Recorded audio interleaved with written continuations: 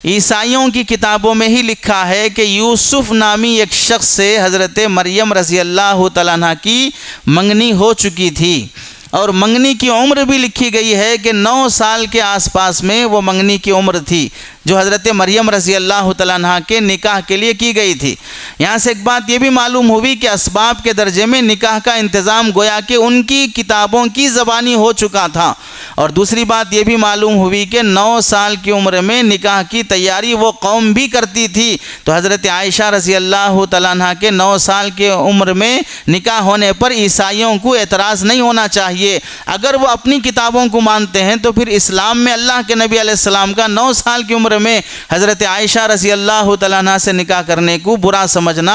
ईसाइयों को एतराज़ करने का तो हक़ नहीं है। और रही बात हिंदू भाइयों को एतराज़ करने का तो हक़ और भी नहीं मिलता, चूँकि सीता जी का जो निकाह हुआ है वो तो 6 साल की उम्र में हुआ। जब 9 साल की उम्र वालों को एतराज़ करने का हक़ हासिल नहीं होता तो 6 साल की उम्र वालों को एतराज़ करने का हक़ कहाँ से हासिल होगा।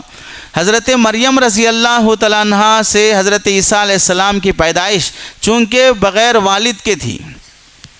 और हज़रत आदम अलैहिस्सलाम की पैदाइश वालिदैन के बग़ैर थी, चूँकि उस वक्त कोई इंसान नहीं था जो वालिदैन के बग़ैर पैदा होने वाले इंसानों को देख सके। फ़रिश्ते थे और फ़रिश्तों के लिए चीज़ कोई अजीब बात नहीं है, चूँकि वो ख़ुद एक अजीब मखलूक है, नूरानी मखलूक है, उनको कोई दूसरी चीज़ ताज्जुब की कैसे दिखेगी। तो हज़रत ईसा अलैहिस्सलाम की पैदाइश के मौके पर चूँकि इंसान थे और इंसान को कोई अजीब चीज़ दिखती है तो वो तसव्वुरात और तख़य्युलात ख़ुद अपनी तरफ से कायम कर लेता है। और चूँकि ये फ़ितरी निज़ाम के ख़िलाफ़ था, इस वास्ते हज़रत ईसा अलैहिस्सलाम की पैदाइश को उन लोगों ने कुदरत समझने के बजाय हज़रत ईसा अलैहिस्सलाम हज़रत मरियम रज़ी अल्लाह तआला अन्हा की तरफ तोहमत लगा दी और ये मंसूब किया कि नाउज़ बिल्लाह हज़रत मरियम ने बदकारी की, जिसके नतीजे में ये लड़का पैदा हुआ। और तोहमत लगाने वाली कौम है यहूदियों की, ईसाइयों ने तोहमत नहीं लगाई, तोहमत लगाने वाली कौम है यहूदियों की। और यहूदियों ने हज़रत ईसा अलैहिस्सलाम को नाउज़ बिल्लाह वलदुज़ ज़िना करार दिया। अफसोस है ईसाइयों पर कि वो यहूदियों के इतने ज़्यादा करीब हो जाते हैं, इतने ज़्यादा हमदर्द बन जाते हैं, जैसे कि मौजूदा दहशतगर्द अमेरिका ईसाई मसलक अपने को ज़ाहिर करने वाला इसराइल यहूदी मज़हब का इतना ताउन कर रहा है, जबकि दोनों एक दूसरे के मजहबी लिहाज से दुश्मन हैं।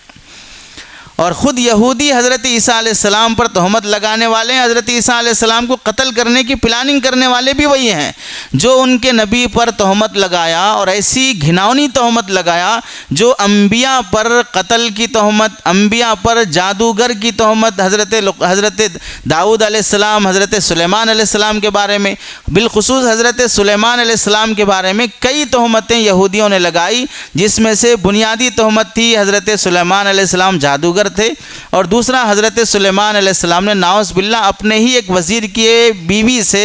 बदकारी भी कर ली, ज़िना भी कर लिया।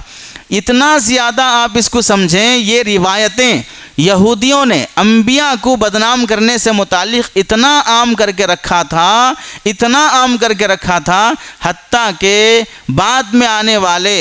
हक़ परस्त उलमा की तफसीरों में भी वो रिवायतें किसी न किसी दर्जे में इसराइली रिवायात ही के तहत में नकल करना शुरू कर दी गई। तो जाहिर सी बात है, कोई बात इतना आम हो जाती है कि उसे झूठ बोलना मुश्किल हो जाता है, तभी जाकर उसे आदमी उसके तहक़ीक़ की तरफ जहन भी नहीं जाता कि ऐसा हो भी सकता है क्या। भाई जब आप ये सुनेंगे बार बार कि थोड़ी देर दीन की फ़िक्र लेके बैठना 60-70 साल अपने घर में नफिल इबादत से अफजल है, सालों से सुनते आएंगे, तो क्या कभी जहन जाएगा कि ये रिवायत की हम तहक़ीक़ भी करें? नहीं जाएगा कभी तहक़ीक़ करने की तरफ, हमें तो उसका सवाब पाने की तरफ जहन जाएगा। और अगर कोई नई तहक़ीक़ पेश भी कर देता है तो जाहिर सी बात है उसे तस्लीम करने के लिए तैयार भी नहीं हुआ जाएगा, चूँकि ये ऐसी चीज़ है कि अब इसकी तहक़ीक़ की ज़रूरत नहीं है,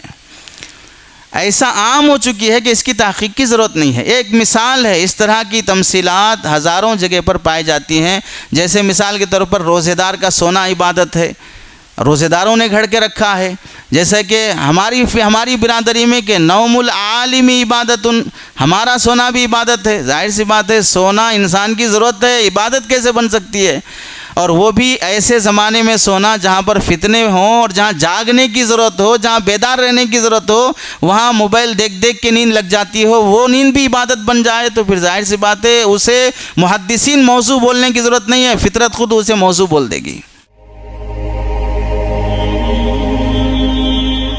द मैसेज मीडिया के तमाम सोशल चैनलों से जुड़े, जैसे जोश, मौज, इंस्टाग्राम, फेसबुक, यूट्यूब।